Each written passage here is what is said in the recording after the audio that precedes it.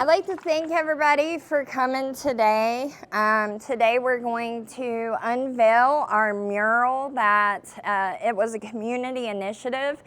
Many individuals in the community came together to make a commitment to treat everyone with love and respect and to do their part in reducing stigma. It was a spectacular event. People from all different types of walks of life came and made their mark on the mural. The Nicholas Intervention Youth Coalition and the Nicholas Intervention Recovery Subcommittee were two instrumental parts in completing the mural. I'm super excited to reveal it today. Before we really get into it all, though, I'd like to talk a little bit about stigma, because that is the point behind the mural. It's about reducing the stigma that we have in our community. Stigma causes a big impact on people who is struggling with substance use disorder and mental health issues. So it causes delays in people seeking treatment. It causes isolation and shame. It creates barriers to accessing care.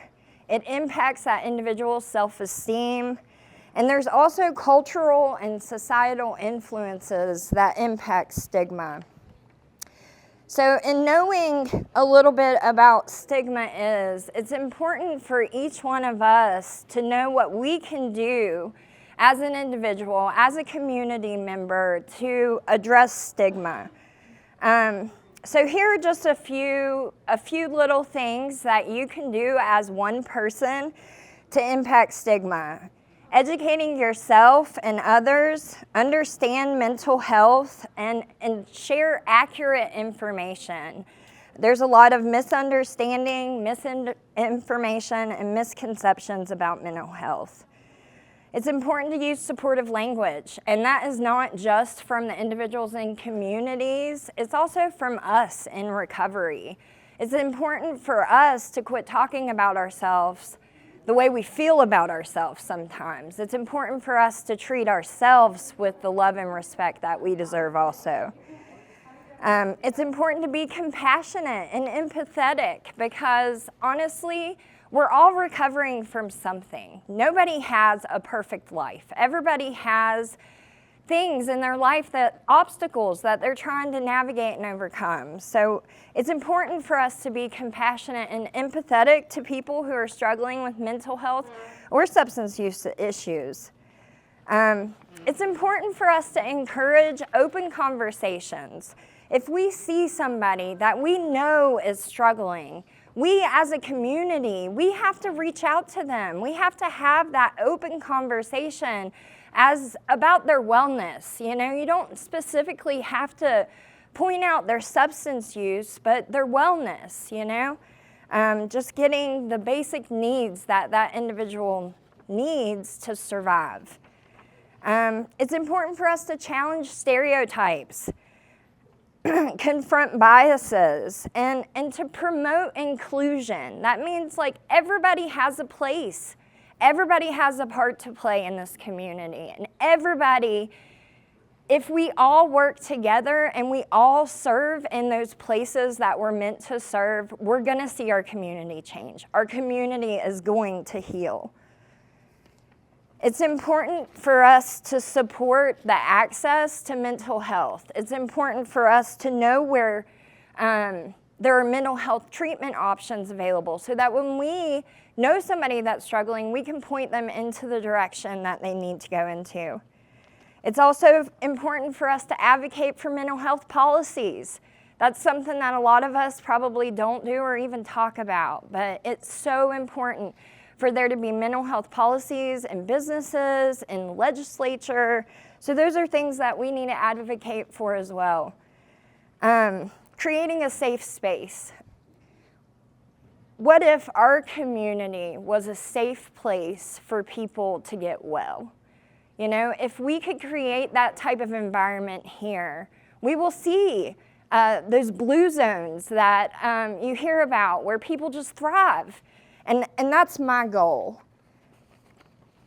We can also participate in awareness campaigns and do events like this to bring awareness and educate people in the community about little small roles that they can play to make a difference about stigma. So next, I would like to invite Michaela Evans to come and just share her own personal experiences with stigma. Hello. I'm Michaela. I had to write mine down because I don't do as well as she does with that. But stigma can take away a person's sense of purpose during active addiction and even in recovery. When society judges someone only for their substance use, it makes them feel less valuable. I was ashamed to reach out when I knew I desperately needed help, making me feel stuck in my addiction and leading to an almost fatal overdose. Many feel like they're only seen for their struggle, not for who they are as a person. I felt like I had less of a purpose, like I was not worthy of getting my life together. Because of this, I continued using substances to avoid judgment instead of focusing on the recovery I could have or finding a new purpose in life. Today, I'm a little over 3 years clean and still struggle to overcome the thoughts in my head that others said to me or about me when I was actively using. If it wasn't for the few people who stepped into my life and treated me like I was still human by showing me love and compassion and that I was worth a better life and could change, I wouldn't be standing here today.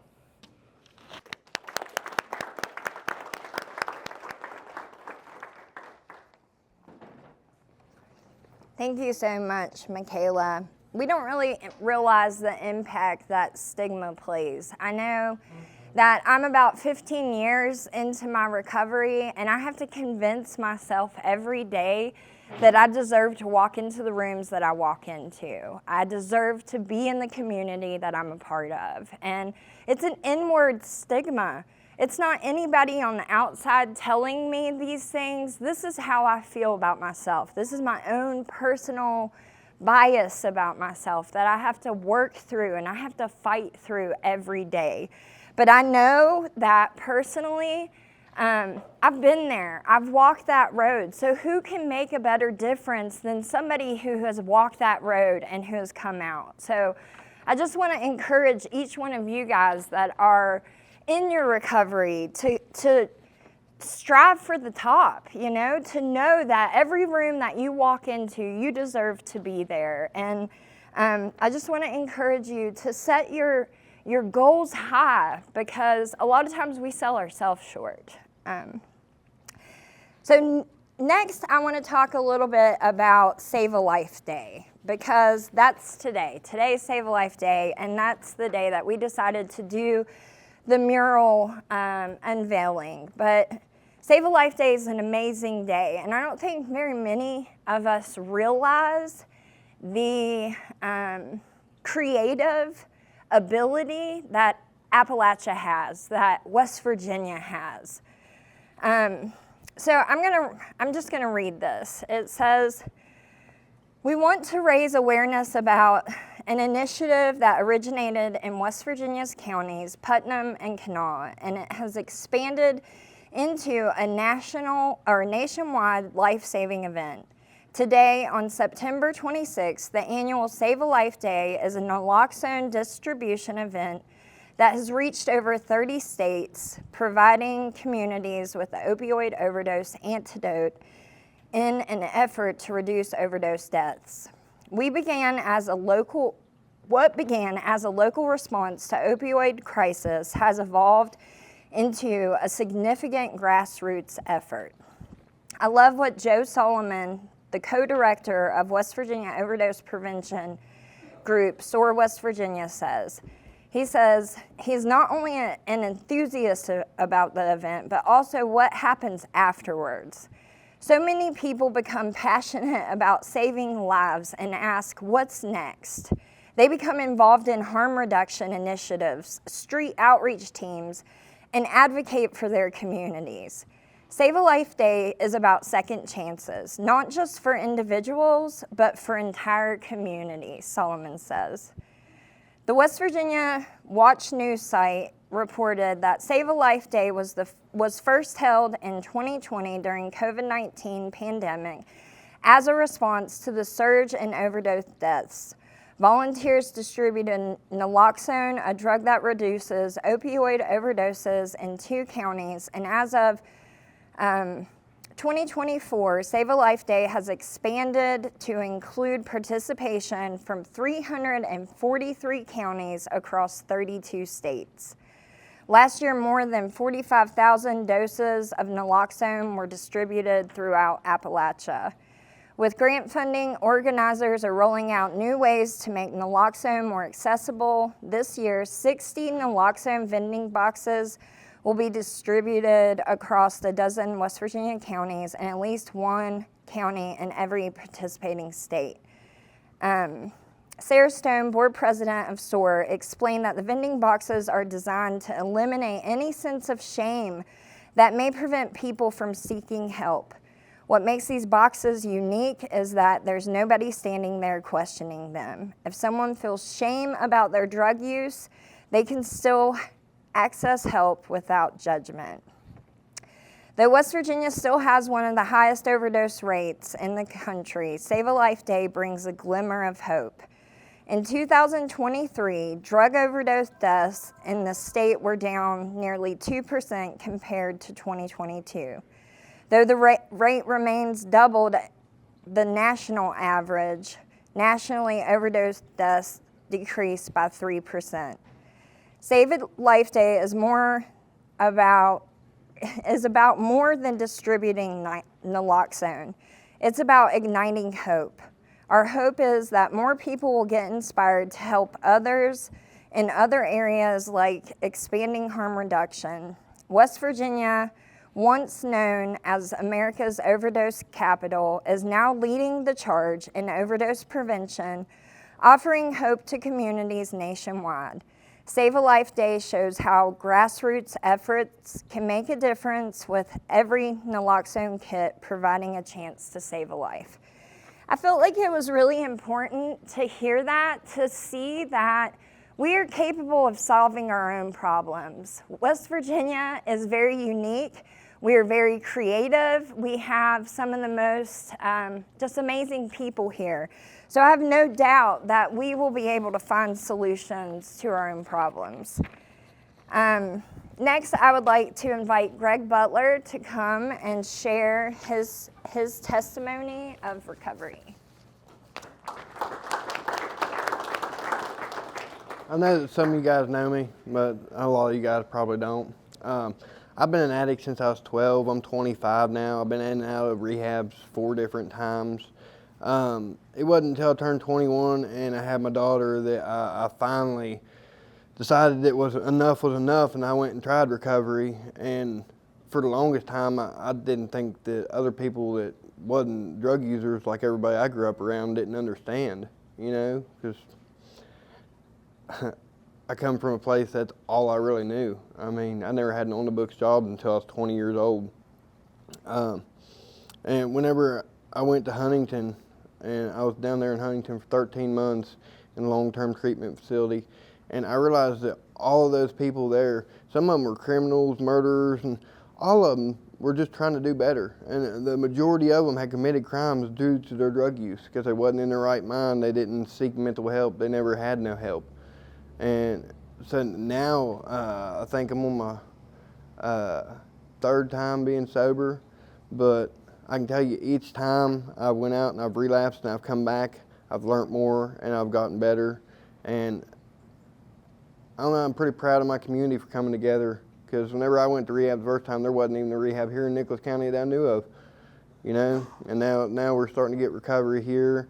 And I'll tell you too, it's crazy how serious the problem really is. You go to a big city like Huntington and you see, I mean, people dying every day down there. I could probably tell y'all 20 or 30 people that I knew on a first name basis that are dead now because of the opioid epidemic.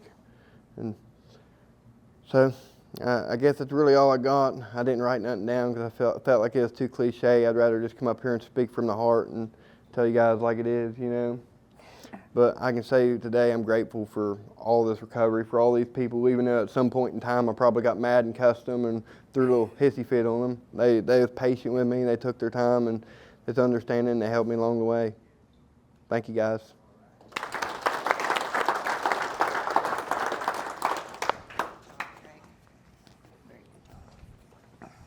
So at this point, I wanted to have just like a little opportunity to have a little bit of question and answer. And this may not be conventional, but that's okay.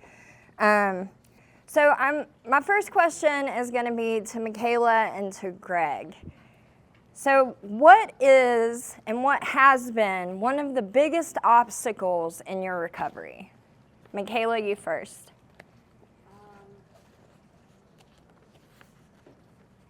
Getting past the voices in my head telling me that I'm not worthy of the life I built, or like you said, not feeling like I should be in the rooms I'm in. Okay.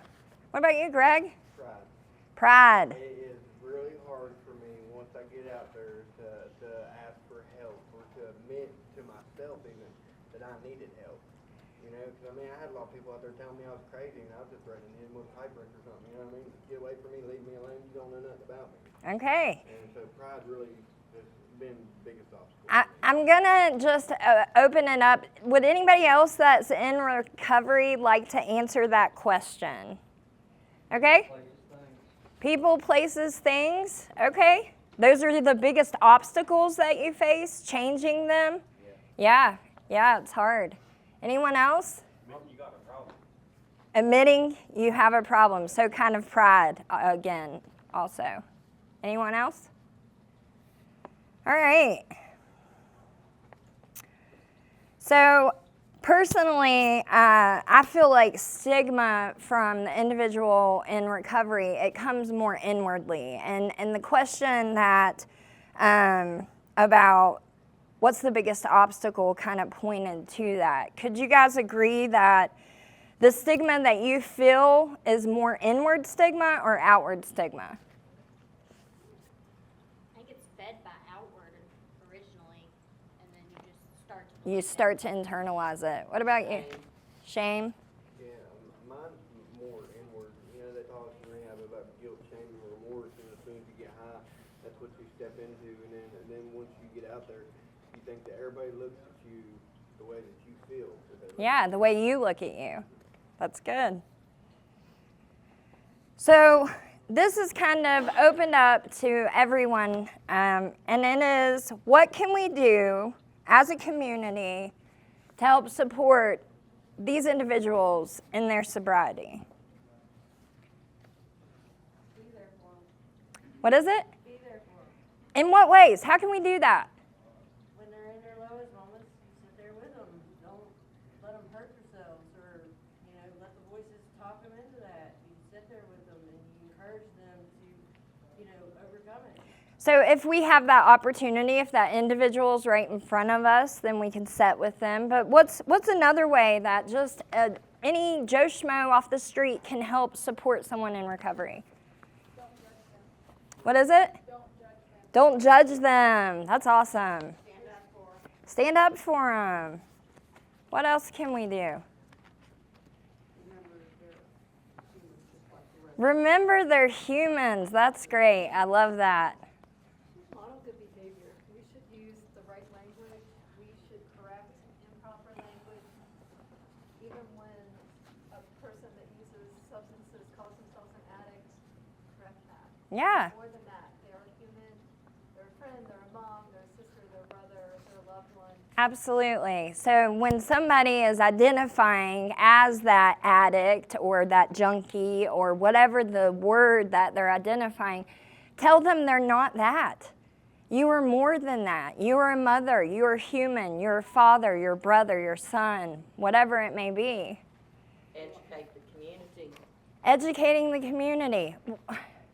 That is a great thing, and we try to do that every day, but I think it's a personal commitment. I think it's a personal decision that each and every one of us have to make, and we have to make it today. We have to make that decision that we're going to treat everyone with love and respect, and we're gonna humanize people again. We're gonna just see people as humans instead of the struggles that they deal with. It would be a very simple thing to do, but smile at them and make eye contact. Smile and make eye contact. Yes, absolutely. Invite them somewhere. Invite them to church, coffee. You know, let's go to the library. Let's go to the park. Let's go for a walk. Whatever it may be. Engage. What is it? Be an advocate. In what ways? How can someone just in the community advocate for someone in recovery? Well, you can start by, I think anybody is capable of becoming an addict, not just in drugs. I mean, there's many things Yeah. you can be addicted to, and just like make it personal. Like just because they're maybe addicted to drugs, don't mean that they're not worthy of help or they're any different than any of the rest of us. Absolutely, absolutely. And we can advocate for them within our scope. Like if I'm a manager somewhere and I know this person's in recovery, typically a lot of times people are like, I don't want to deal with that. So maybe just give them a chance, Maybe you could just give them a chance. That's a way you can advocate for them. So I want to leave with this one final poem, and then we will release and go outside and view the mural, and everybody can take pictures with it. Please do take a picture with it and share it on social media.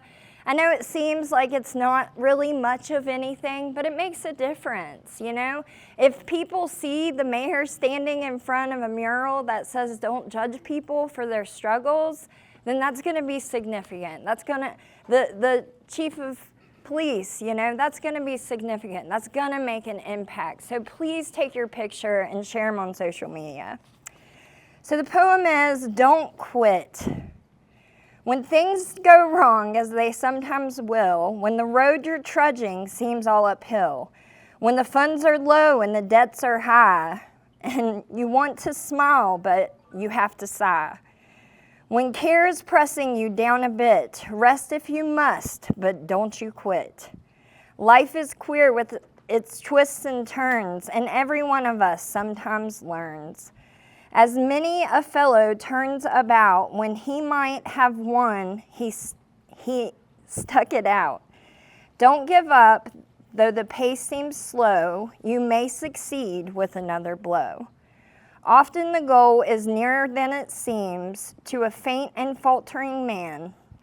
Often the struggler has given up when he might have captured the victor's cup.